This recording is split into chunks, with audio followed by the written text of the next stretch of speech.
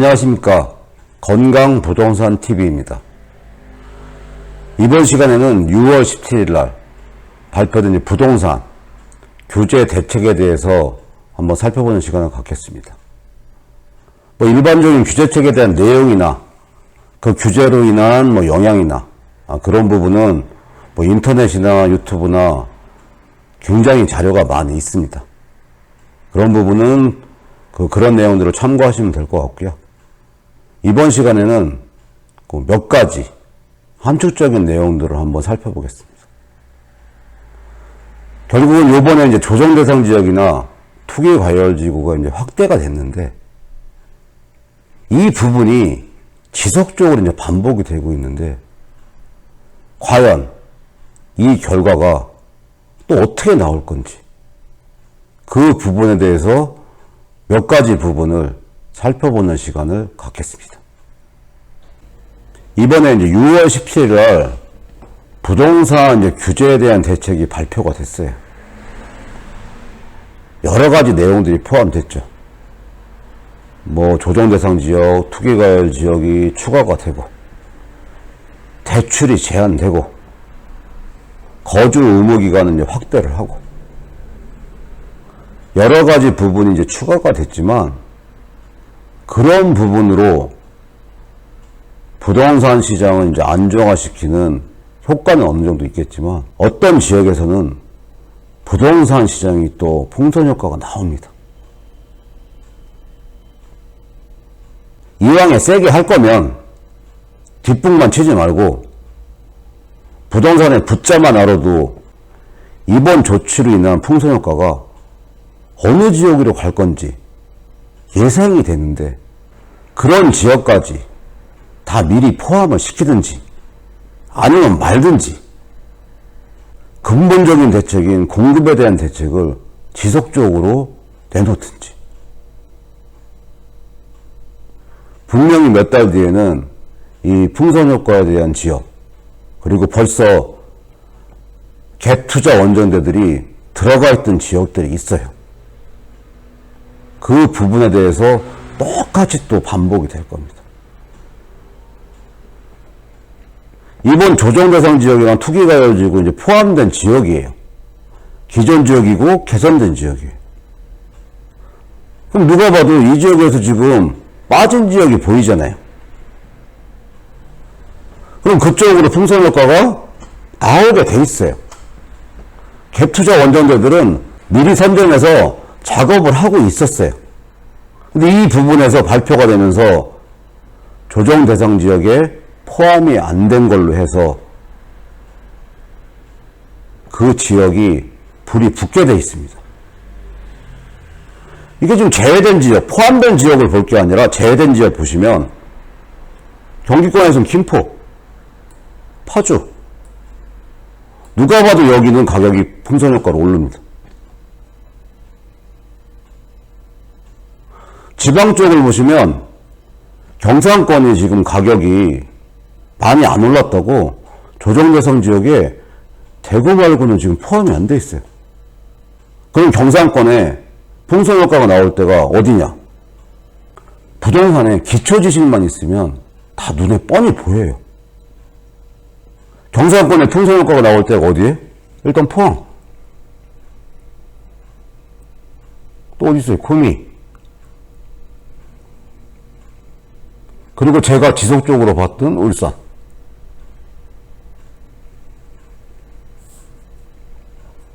이 지역이 분명히 작업이 들어가 있고 이번 계기로 부동산 시장이 상승하는 현상을 보일 확률이 굉장히 많습니다. 그럼 몇 개월 후에 지금 김포, 파주 이런 지역 또 묶겠죠. 이왕에 몇 달 뒤에 묶을 거 뻔히 보이면 이왕이 세게 갈 거 이번에 같이 묶는 게 훨씬 더 나은 거죠.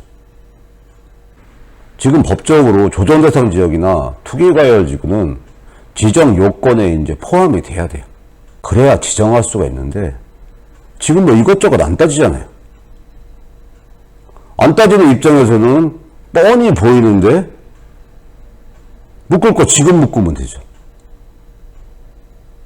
2, 3개월 후에 이 언급된 지역들의 상황이 또 상승되고, 제 생각에는 이런 지역에 벌써 이제 갭투자 원정대들이 가서 작업한 모습이 보이는데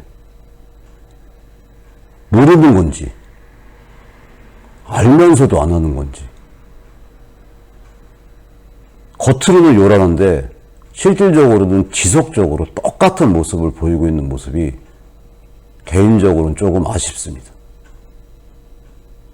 이번에는 6월 17일 부동산 규제책 이후에 가격이 이제 상승할 몇 가지 지역 중에 울산 지역의 상황을 한번 살펴보는 시간을 갖겠습니다. 갭투자 원정대가 이미 울산에 들어와 있었어요. 이 갭투자 원정대가 뭐 투기꾼이 될 수도 있고 일반 소비자일 수도 있고, 어쨌든 간에 작년부터 울산이라는 지역을 타켓으로 삼아서 지금 대전, 청주같이 부동산 시장이 움직이는 현황이 수치로 보면 나와요. 이 도표가 한국감정원 자료인데요. 각 지역에 이제 아파트를 매입하신 분, 거주지별 구분된 자료입니다. 지금 울산 지역 이제 그래프인데요. 여기 보시면 울산이 중구가 있고 남구가 있고 동구가 있고 북구가 있고 울주군이 있어요. 그 중에 전체적인 상황이랑 이게 이제 관할시도 외 서울 기타 이 부분인데, 이 합계를 해보시면 눈에 보입니다. 특히 어느 쪽으로 지금 붙어 있냐면 남구 쪽으로 붙었어요. 남구. 전체적으로 외지인 거래량이 쭉 올라가다가 2019년 10월 요 부분에 급격하게 거래도 많아지면서 외지인 거래 비율이 많아졌습니다. 이때부터 지금 매집 작업이 이루어졌던 거죠. 그러고 나서 실거래가 변동이 어떻게 이루어졌는지 한번 살펴보겠습니다. 이 자료랑 그래프가 울산 전체 지역, 그리고 울산 중에 남구의 자료랑 그래프입니다. 한번 살펴보시면 울산 전체 그래프예요. 월별. 위에가 이제 울산 남구의 그래프입니다. 2019년 7월에 외지인 아파트 매입 비율이 20.4%였어요.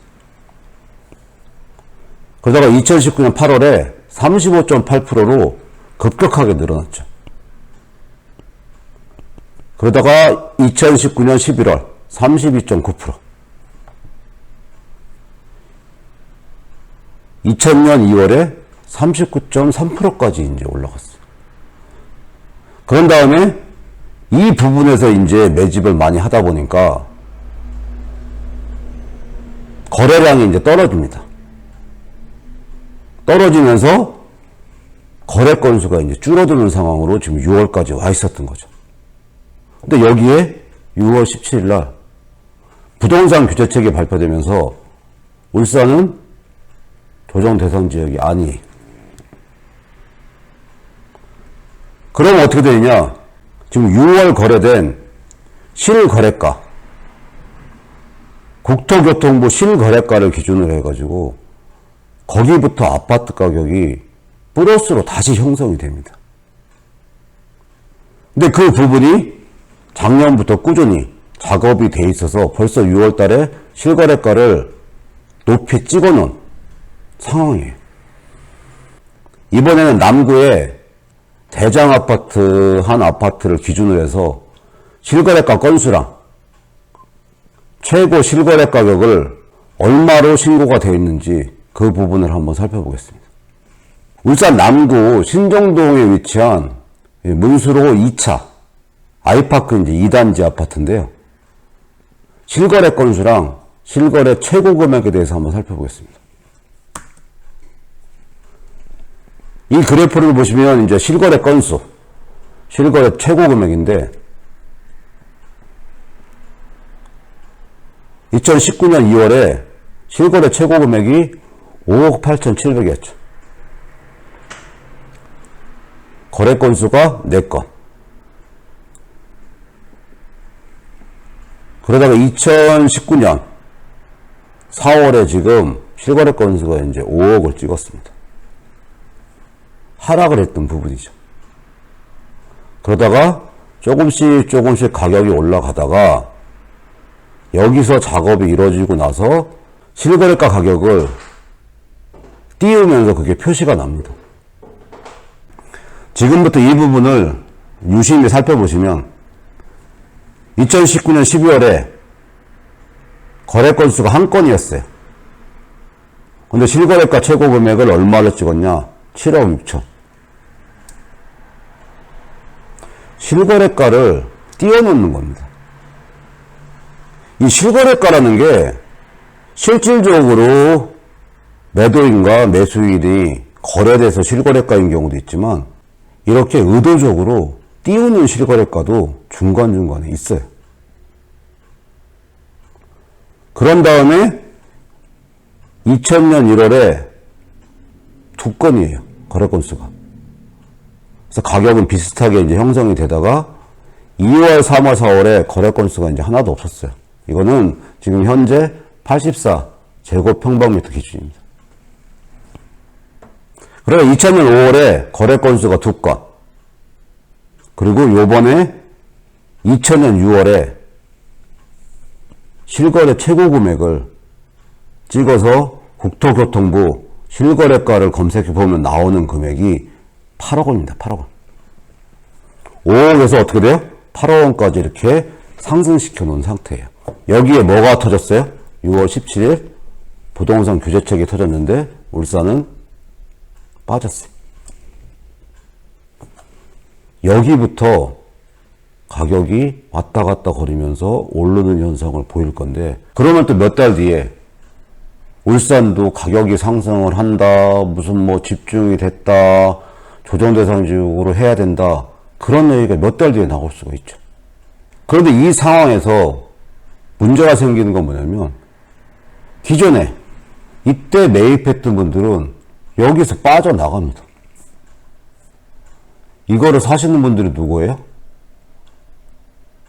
실수요자가 사는 모습을 보이게 되면 이 이후에 유지가 되면 괜찮고 상승이 되면 괜찮지만 만약에 하락이 되게 되면 결국은 이분들만 애꿎은 피해가 되는 거죠. 부동산에 대한 규제라는 거는 한도 끝도 없어요. 그렇지만 가장 근본적인 거를 해결이 안 한 상태에서 부동산 문제가 해결될 거라고 생각하는 거는 굉장히 단순한 생각이라고 생각하는 근본적인 사고의 전환이 필요하다고 생각합니다. 오늘 이제 6월 17일 날 발표된 부동산 규제 대책과 관련된 안 좋은 예상에 대해서 한번 살펴봤는데요. 이 부분이 김포, 파주, 포항, 구미, 울산 이런 지역에서 또 기존에 이제 대전, 세종, 청주 이런 부분 같이 풍선 효과가 나타나면 이번 조치의 의미가 또 없어지는 거예요. 또 반복되는 거죠. 이번 규제책이 21번째 규제책이에요. 그때 규제책만 내세울 게 아니라 근본적으로, 전략적으로 대책을 세워서 말로만 실수요자 대책이 아닌 실질적인, 전략적인 대책을 세웠으면 하는 바람으로 오늘 영상을 촬영해 봤습니다. 오늘 준비한 내용은 여기까지고요. 앞으로도 좋은 내용 알려드리기 위해서 열심히 노력하겠습니다. 시청해 주셔서 감사합니다.